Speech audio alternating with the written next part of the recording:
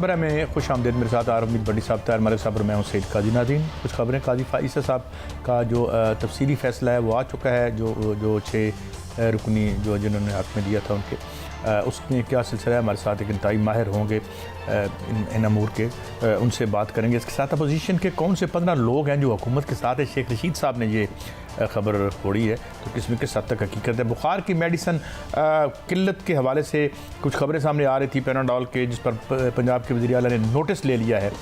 जिस दवाई की ज़रूरत ज़्यादा हो वो शॉर्ट हो जाती है, पता नहीं क्या मामला है। और पाकिस्तान ने क्या चीन और रूस के कैंप में जाने का फ़ैसला कर लिया है। बड़ी साहब ये फ़ैसला आया, इस पर बड़ी गुफ्तगू भी हो रही है। सोशल मीडिया को तो मेंशन नहीं करना चाहिए, वहाँ बिल्कुल कोई डिसेंसी नहीं रहेगी, लेकिन कुछ सीरियस भी डिस्कशंस हो रही हैं इस पे। फ़रोग नसीम साहब बोले कुछ दिन पहले, बिस्मिल्लाहिर्रहमानिर्रहीम। कैसा फ़रोग नसीम साहब की जो लॉजिक गुफ्तगू है ना, मैं तो बहुत इम्प्रेस हूँ। उन्होंने नहायत काबिल एहतराम जज साहबान के साथ बात करके उनका एहतराम करते हुए कुछ अपनी बातों का इजहार किया। वो मेरा ख्याल है एक रोशन मिसाल है पूरे पाकिस्तान के लिए। मोहतरम एतजाज एहसन साहब को लिया था, वो हमारे साथ और अभी हम उनसे रब्ता कर रहे हैं। पहले देख लेंगे उन्होंने अच्छा, जो फ़रोग नसीम साहब ने कहा है वो कुछ चीज़ें सुनवा देता हूँ। ये ऑफिशियल व्यू भी हो सकता है और ये खुद भी चूँकि माहिर कानूनदान है। उन्होंने कहा है मैं एज ए वकील एक इंसान होने के नाते कह रहा हूँ काई साहब, बज़ाहिर देखें अदालतों को फैसला सारा आंखों पर यकीनन उन्होंने करना है, लेकिन मुझे ये बता दें पाकिस्तान में सुप्रीम कोर्ट से ऊपर अल्लाह की अदालत है। मान लिया कि ये नहीं देने तो फिर कल को यकीनन हाई एतजाज एहसन साहब हमारे साथ आ गए इससे, क्योंकि उनकी अहमियत। एतजाज साहब अस्सलाम वालेकुम। वालेकुम सलाम। एतजाज साहब ने देखा होगा कि मोहतरम जस्टिस फ़ाइज़ ईसा के इसका तफसीली फैसला आ गया है, तो उसमें आप क्या फरमाते हैं? ये पाकिस्तान के लिए एक अच्छा फैसला है, इसमें क्या फरमाते हैं आप? ये फैसला जो अभी तो आया है मेजॉरिटी का, जो अक्सरियती फैसला है वो आया है, और उनमें से 4 जजों का एक जो तफसील से कुछ छपा है, उससे तो जरा मायूसी हुई है कि जजों ने जजों ने शुरू में तो बड़ा अच्छा आगाज किया है उसका, और यूं लगता है कि जैसे वो एक बड़ा असूली और आला तरीन किस्म का फैसला देने जा रहे हैं, और इसमें हमें बड़ा फलसफा और बड़ा एक मसावी सलूक सबसे वो नज़र आएगा, और जजों को भी दिखाया जाएगा कि वो उसी कानून के तहत काम करते हैं जिस कानून के तहत आम आदमी और आम शख्स करता है। और ये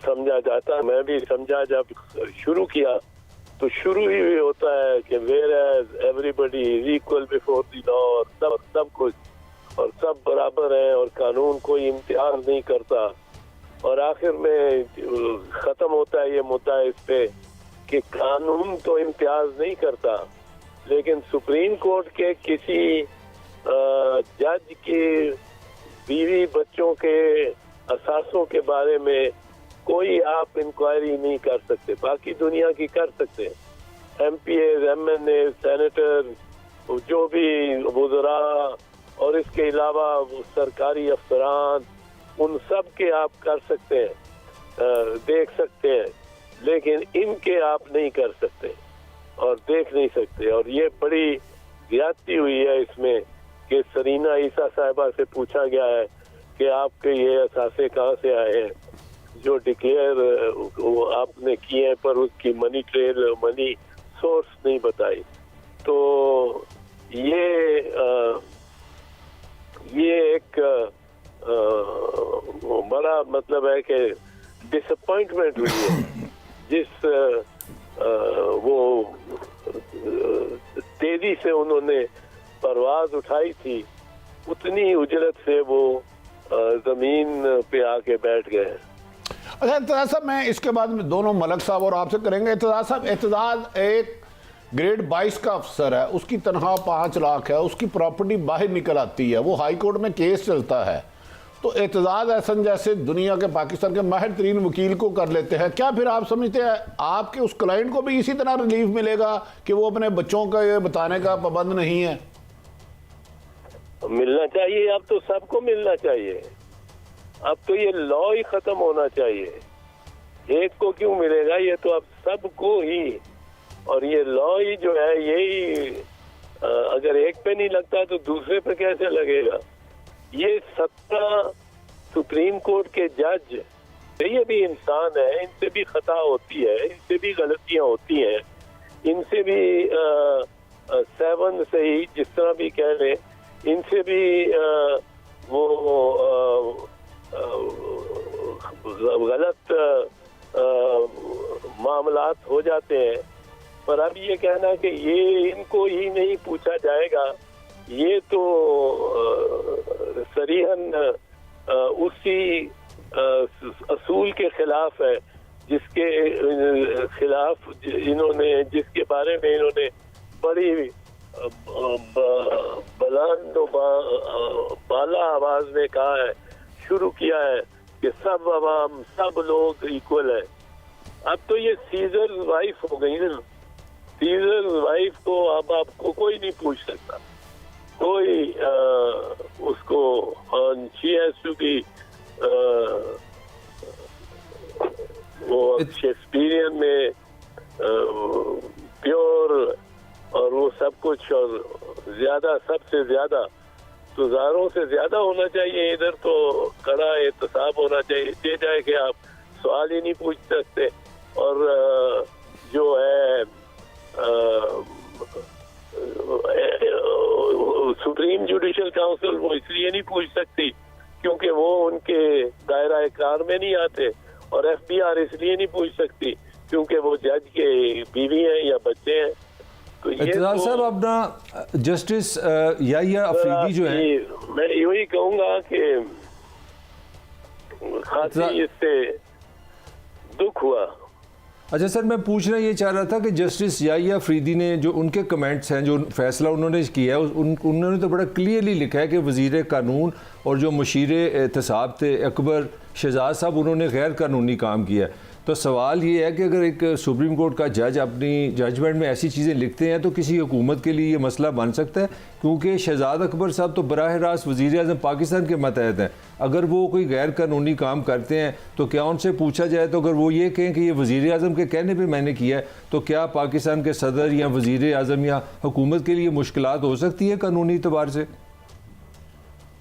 कानूनी नहीं, मुश्किलात नहीं हो सकती। माइनॉरिटी जजमेंट जो है ये इन्होंने खुद लिखा है, जी खुद लिखा है कि वो वैसे तो काउंट होती है बेंच के नंबर देखने के लिए कि अगर इसको रिवर्स करने के लिए कितना बड़ा बेंच चाहिए।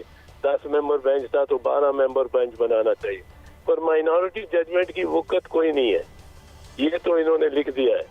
पर ये बात भी गलत है कि आप कहें कि जी उसको भी गिरफ्तार, उस पर भी केस चले। उसे किया क्या उसने जिसने भी किया है, वो लॉ मिनिस्टर ने एक आईनी इख्तियार अपना इस्तेमाल किया है। आईनी इख्तियार उसका और प्राइम मिनिस्टर का और सदर का जो है, उन्होंने गलत कर दिया होगा। अगर जजमेंट के अपील के तहत सेटिसाइड हो जाती है कई दफा, इन्होंने अब उसको एक्सेप्ट किया है रिव्यू को और पिछली जजमेंट को गलत कहा है, तो जिन्होंने गलत जजमेंट दी थी उनके खिलाफ भी एक्शन हो जाए, ये किस तरह हो सकता है? ये गलती इंसान करता है, इस पे हर एक पे एक्शन नहीं हो जाता। और ये भी गलत मेरे ख्याल में ये मोहतरम याहिया अफरीदी साहब ने कहा है कि उनके खिलाफ एक्शन होना चाहिए। इस तरह जो जजमेंट हाई कोर्ट की अपील में आके तो सेटिसाइड हो जाए और गलत साबित हो, तो उस पे हाई कोर्ट के जज के खिलाफ तादीबी कार्रवाई होनी चाहिए। और जो जजमेंट सुप्रीम कोर्ट की रिव्यू हो जाए, नजरसानी उस पर हो जाए और नजरसानी के काबिल समझी जाए, उस पे जिस सुप्रीम कोर्ट के जज ने वो फैसला किया हो उसके खिलाफ भी तादीबी कार्रवाई हो। इस तरह तो कोई इदारा चले ही ना। गलतियां दी करने का एक समझ ले इख्तियार होता है हर अफसर को, एक हद तक गलतियां करने का बदनीयती ना हो,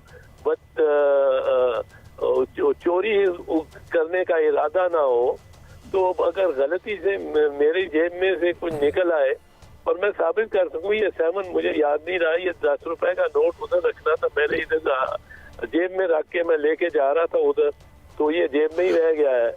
तो अगर साबित कर सको कि 7 हुआ है तो ये नहीं हर एक चीज पे कि जो गलत हो उस पे सजा हो जाए, क्योंकि सबसे ज्यादा फैसले तो एडिशनल सिविल जज से लेकर सुप्रीम कोर्ट तक जो फैसले देते हैं और जो रिवर्स होते हैं या उनको कलअदम करार दिया जाता है वो जुडिशरी में होता है, क्योंकि जुडिशरी सबसे ज्यादा फैसले करने की पाबंद है।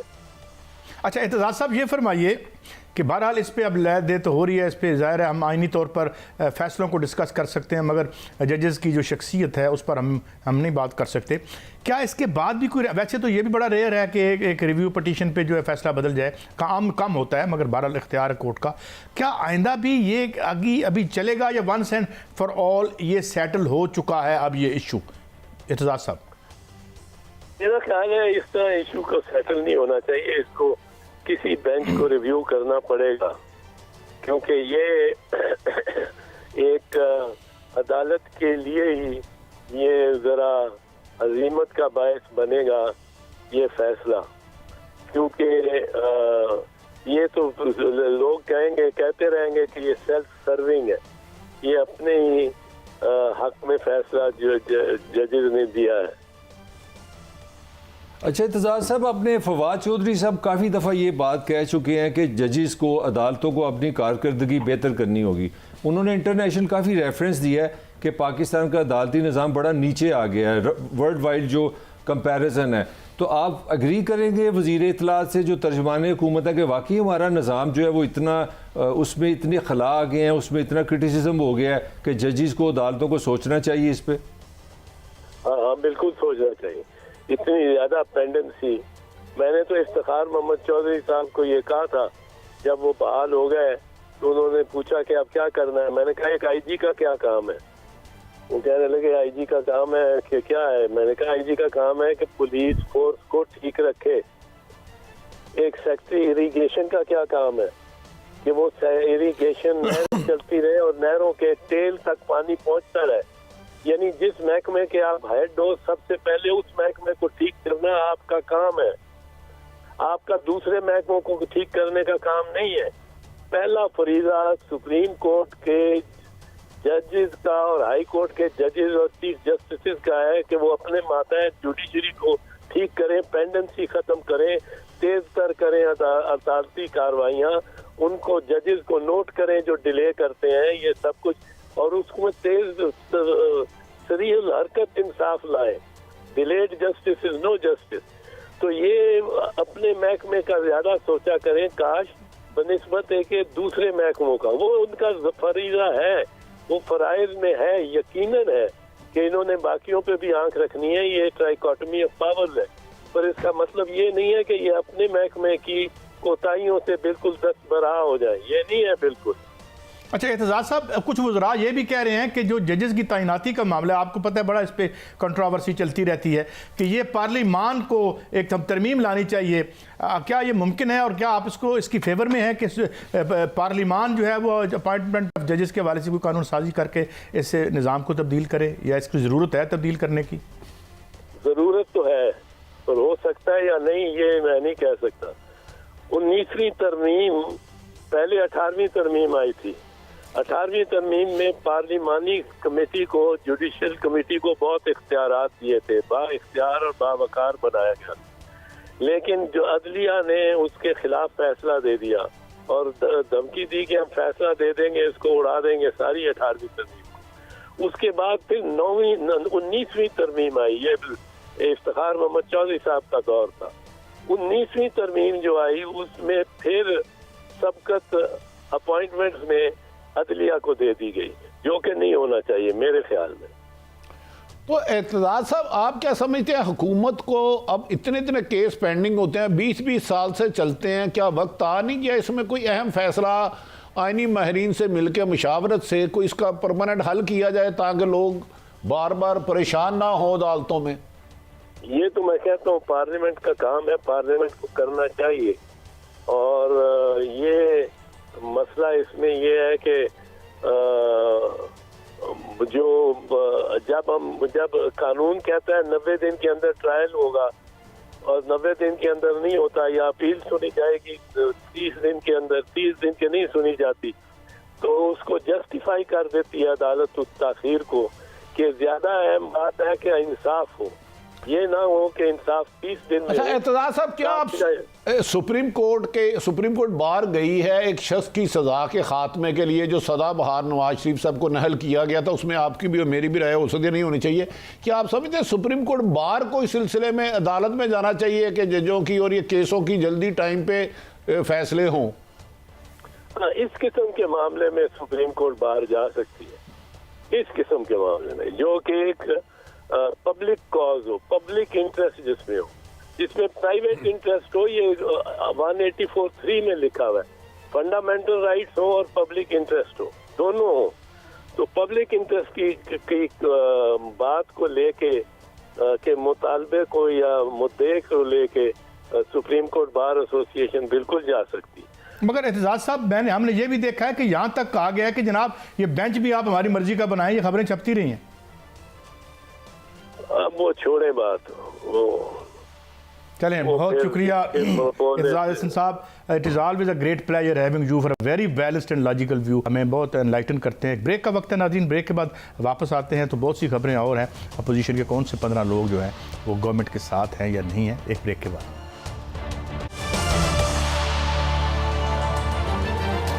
Welcome back. कुछ दो ट्वीट्स बड़ी दिलचस्प हैं और इसके बाद हम मज़ीद बात करेंगे। एक तो चौधरी फवाद हुसैन साहब की है, हमारे मिनिस्टर हैं इंफॉर्मेशन के। यूसुफ रज़ा गिलानी शरीफ आदमी हैं, इस्तीफ़ा तो बिलावल का बनता है या जरदारी साहब का, जिनके कहने पर पीपल्स पार्टी के सेनेटर तशरीफ़ नहीं लाए। नून लीग और पीपल्स पार्टी की के सेनेटर लीडरशिप अपनी जमातों की लीडरशिप के करतूतों से परेशान भी हैं और शर्मिंदा भी। बहरहाल इन जमातों में तब्दीली का सफ़र खुशाइंद है। मगर बड़ी साहब, जो ट्वीट है ना किबला डॉक्टर शहबाज गिल साहब की, वो बड़ी दिलचस्प। बिल पास करवाने में आपके ताउन का शुक्रिया, अब आपका इस्तीफ़ा देना बनता है। चंद दिन पहले बाहर जाने की इजाज़त की शर्त पर कौमी असम्बली में अपोजिशन लीडर भी अपने इस्तीफ़े की पेशकश कर चुके हैं।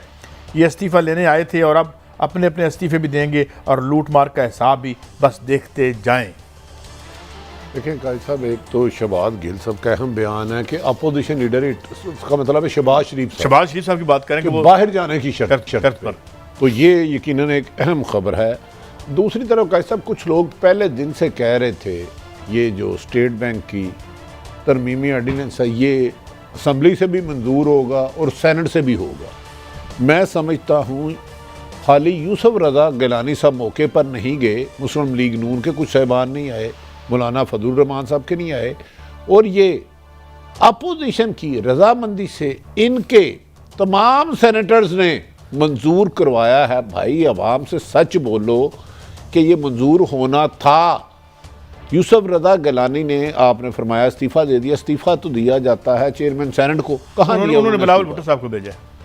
बिलावल भुट्टो को इस्तीफ़ा नून लीग भी कहती थी सारे इस्तीफ़े मरीम नवाज़ को जमा करा दो जो खुद नाअहल है, तो क्या वो इस्तीफ़े सारे एक्सेप्ट हो गए? कादी साहब, हुकूमत और अपोजिशन में ये जो मुकमका की सियासत चल रही है ना, इसमें पिस अवाम रही है, ये बात हम माने। एक दिन आते ही है अपोजिशन के हमारे पास 2 दर्जन से ज़्यादा अरकान असम्बली हैं, अगले दिन आ जाती है हुकूमत के हमारे पास पता नहीं कितने लोग हैं, 15 लोग हैं। ओ भाई, ये लोगों को सुलेमानी टोपियाँ पहनाई हुई हैं, ले आओ सामने, प्रेस कॉन्फ्रेंस कराओ और अपनी पार्टी से अल्लाह तलकी का इजहार करें। कब तक आवाम से लुकन छुपी खेलते रहोगे? कब तक बेवकूफ़ बनाते रहोगे? बिल मैं आपको बता दूं, इसमें नून लीग की पीपल्स पार्टी की क़यादत मोहतरम मौलाना फजलुर रहमान साहब समेत तमाम क़यादतों को पता था ये बिल उन्होंने मंजूर करना है, कोई ऑप्शन ही नहीं थी ना की। कोई बंदा रिजाइन नहीं देगा। किसी बड़ी जमात ने जिन जिन के लोग गैर हाजिर थे, मुझे बताएं एक कार्रवाई की है अगर इनकी लीडरशिप की मर्जी के बगैर ये बिल मंजूर नहीं हुआ तो, अगर वो एबसेंट हुए हैं, कोई एक कार्रवाई की है? मलक साहब, आपने देखा किसी को? नवाज शरीफ साहब ने शोकस दिया हो, मौलाना साहब ने अपने बंदों को शोकस दिया हो, या बिलावल साहब ने अपने बंदों को शोकस दिया हो? मलिक साहब, ये ज़रा शेख रशीद साहब ने कुछ कहा है, इसके बाद मैं इस पर आपका कमेंट लेता हूँ। मैंने आपसे अर्ज किया था कि ये फाइनेंस बिल सेनेट से मंजूर हो जाएगा, कौमी असम्बली से मंजूर हो जाएगा। आपने कहा सेनेट से कैसे मंजूर हो जाएगा। अब मेरा ख्याल है सबको पता लग चुका है कि सेनेट से बिल भी मंजूर होता है और अपोजिशन को ये ख्याल रखना चाहिए, ये 14-15 आदमी जो हैं ये अंदर से इमरान खान के साथ हैं। लो जी, इन्होंने तो और ही बात कर दी। कैसे मैं समझता हूँ पाकिस्तान की जो मौजूदा सियासत है वो एक आम आदमी के ना इंटेलेक्ट की इंसल्ट है, ये आप इंसानी दिमाग की इंसल्ट कर रहे हैं। मैं ज़िंदगी में कभी इस तरह की हुकूमतें नहीं देखी। जब भी बिल आया तो उन्होंने खुल के कहा जी बस हो जाएगा मंजूर। आप देखें 10 दिन है 5 दिन है होगा मंजूर, एक भी आप मुझे बता दें जो मंजूर नहीं हुआ।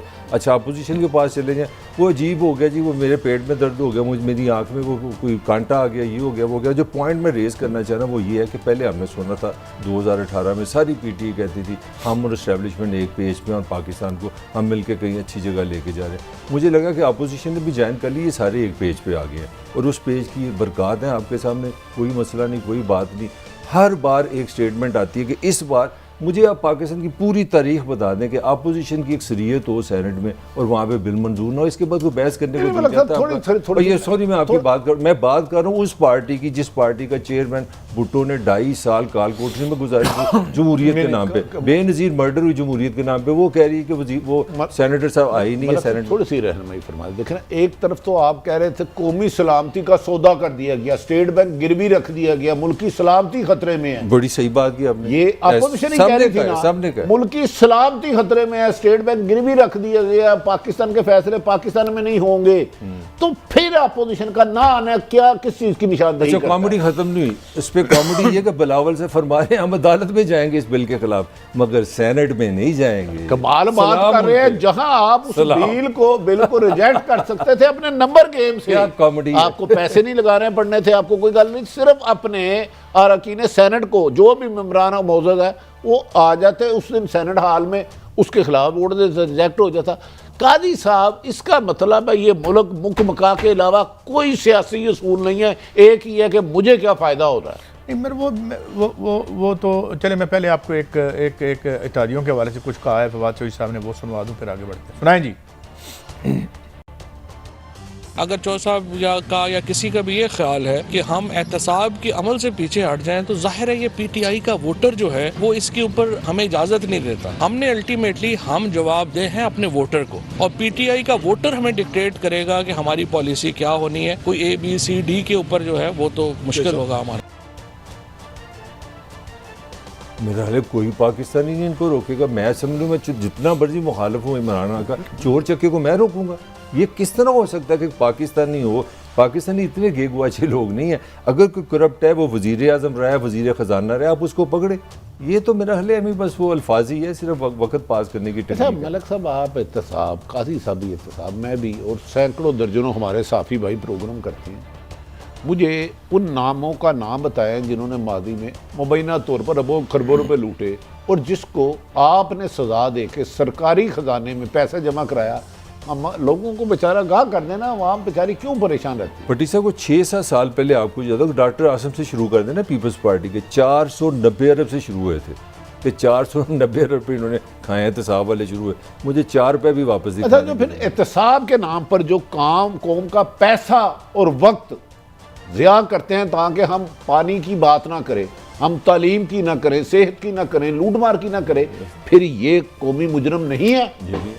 काजी साहब बताए ना कि ताकि हम ये ना कहें कि पैनाडॉल नहीं मिल रही, हम ये ना कहें कि मेडिसन 500% कीमत बढ़ गई है, हम सारा दिन ये कहते रहे सदारती निज़ाम आ गया, मुल्क की सलामती खतरे में चले गई, ये बिल मंजूर नहीं होने देगा। ये कौम को गुमराह करने की कहीं एक कंसेंसस तो नहीं हुआ वो ऊपर के लेवल पे?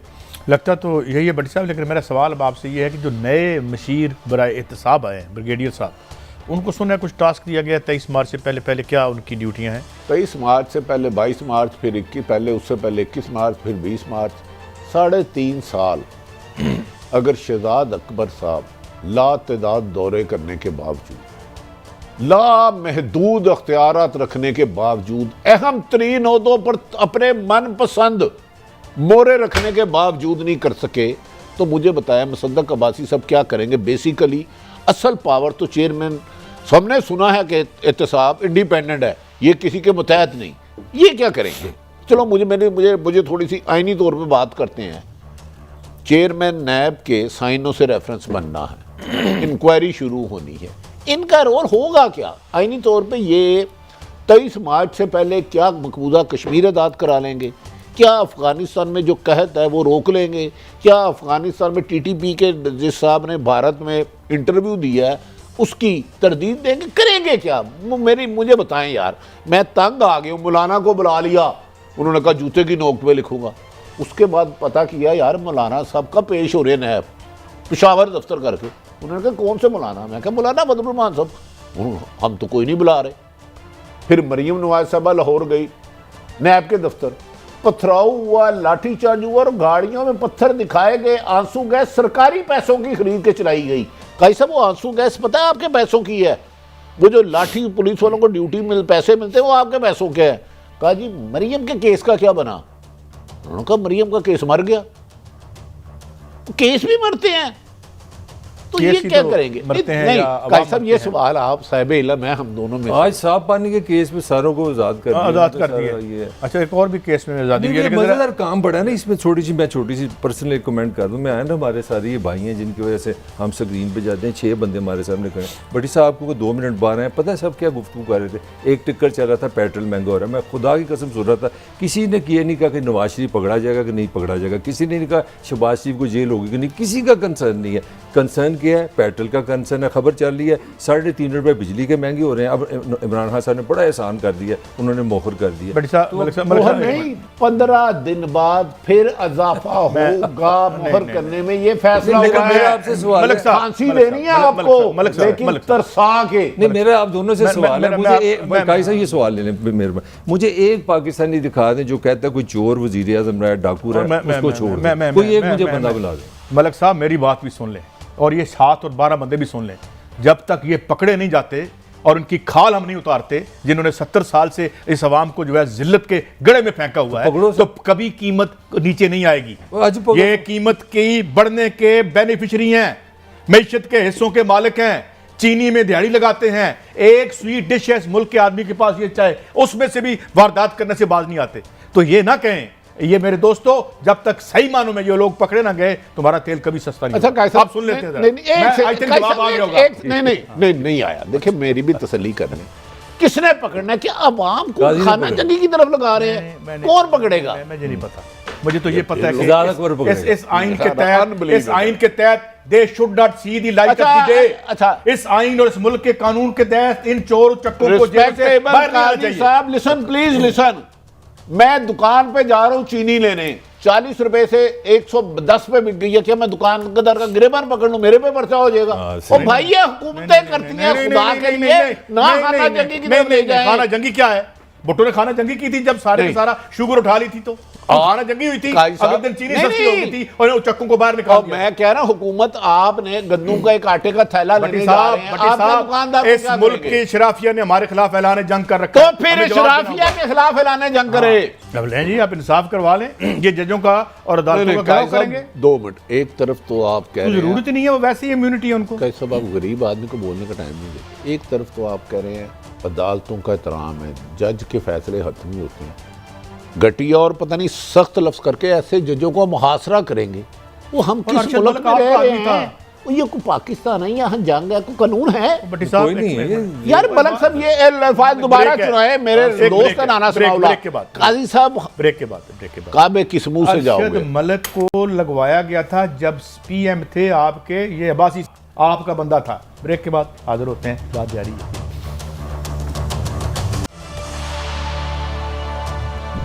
Welcome back.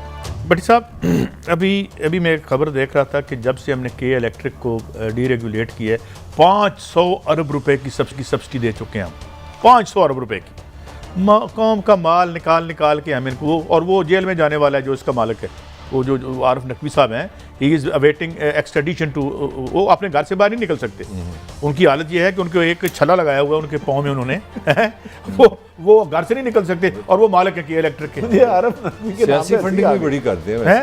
आरफ नकवी साहब हैं? सियासी फंडिंग बड़ी करते हैं वो। सियासी फंडिंग करते हैं दोनों तरफ, मतलब वो दोनों विकेट के दोनों तरफ खेल रहे होते हैं। समझदार। तो भट्टी साहब मेरा मतलब है कि आपका हर तजर्बा 2 नंबर था, कोई इसको रिविजिट ही नहीं करता, आपस में हम लड़ रहे हैं। इस वक्त हमारे रियासत की पूरी दुनिया में मलिक साहब एक बात हो रही है कि जो लड़ाइयाँ रूलिंग इशराफिया की जो बिहाइंड द डोर्स होती थी वो अब चौक में आ गई। लंदन देख लें आप, वहाँ पे उसको धक्के दे के निकाल रहे हैं बोरिस जॉनसन को, उसके जो करतूत सामने आ रहे हैं वो भी आप देख सकते कादी हैं। साहब- अमेरिका में देख लें, इधर ना देखें हमारी सर तरफ। कादी साहब, हाँ जी? ये बेचारी अवाम कैसी है, कहाँ जाए कि आप अवाम के खून निचोड़ के उनकी हड्डियों का गुर्दा निकाल के आईपीपी को पैसे देते हैं, चीनी स्मगलिंग करने वालों को देते हैं, गंदम स्मगलिंग वालों को देते हैं, पीआईए में चोरी करने वालों को देते हैं।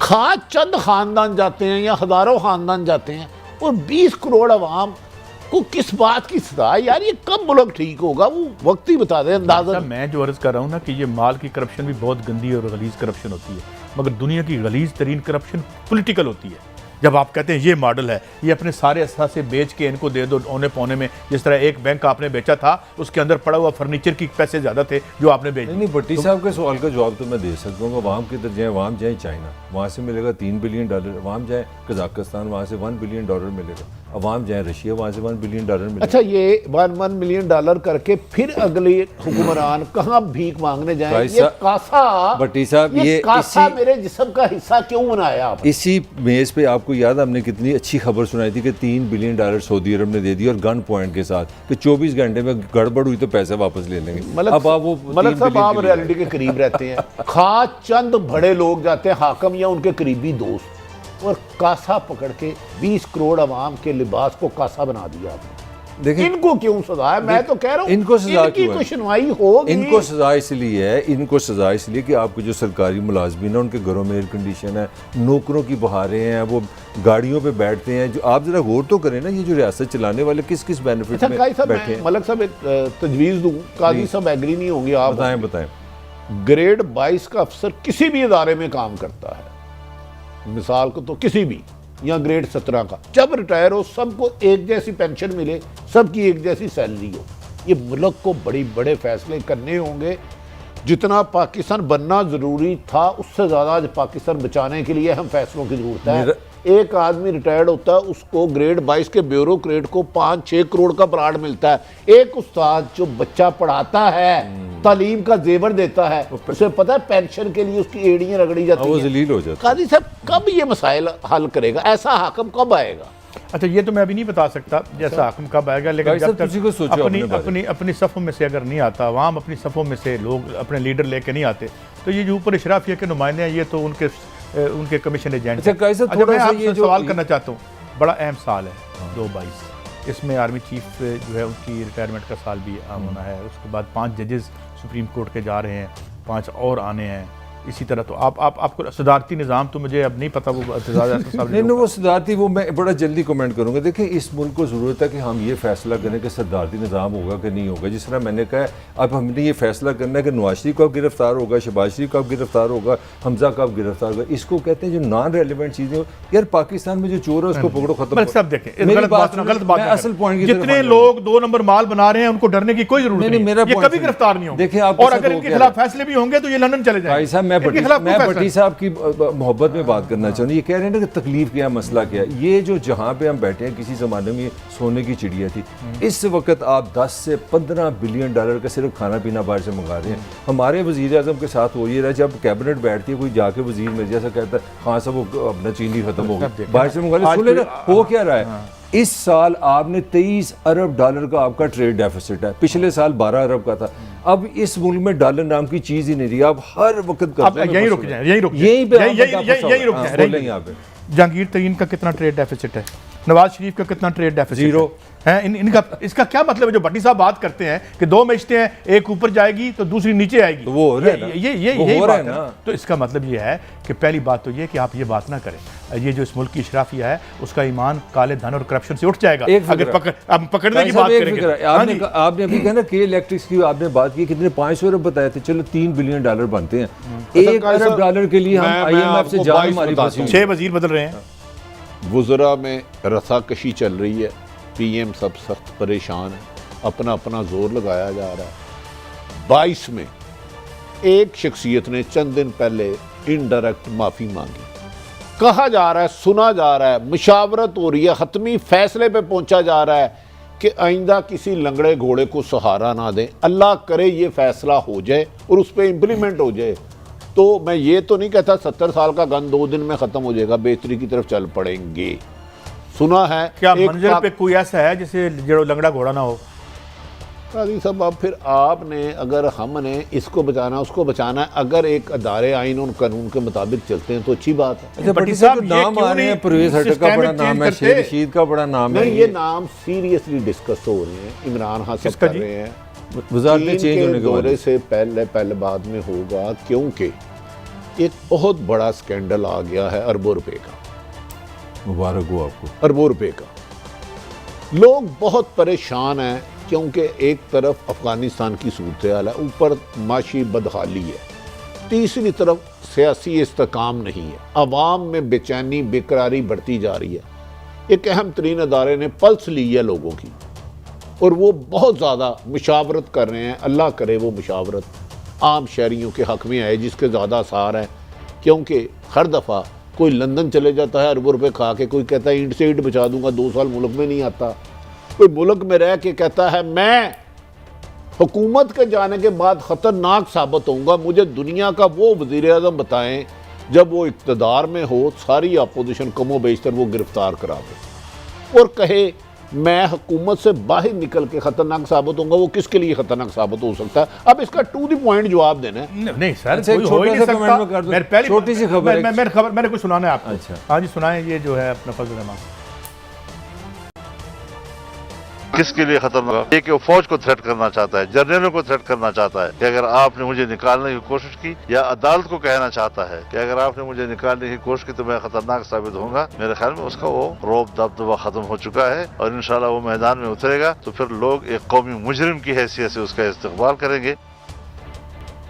ये तो हस्ब मामूल उनकी सख्त। नहीं, वो ऐसी फिक्र वाली कोई बात नहीं। दरमियान में ऐसे लोग आ गए जो समझा रहे हैं कि नहीं, मैंने ऐसी बातें नहीं की जो ये मौलाना। लेकिन मैं जाने से पहले एक सवाल आपसे पूछना चाहता हूँ कि जो हमारी छोटी अदालतों को अभी राना सनाउल्लाह साहब ने कहा है, वो तो पहले बेचारे वकीलों की जद में है। रोज़ हम कहते हैं किसी को कपड़े उतार रहे होते हैं, किसी को, तो ये अब सियासतदान भी जाएंगे छोटी अदालतों में?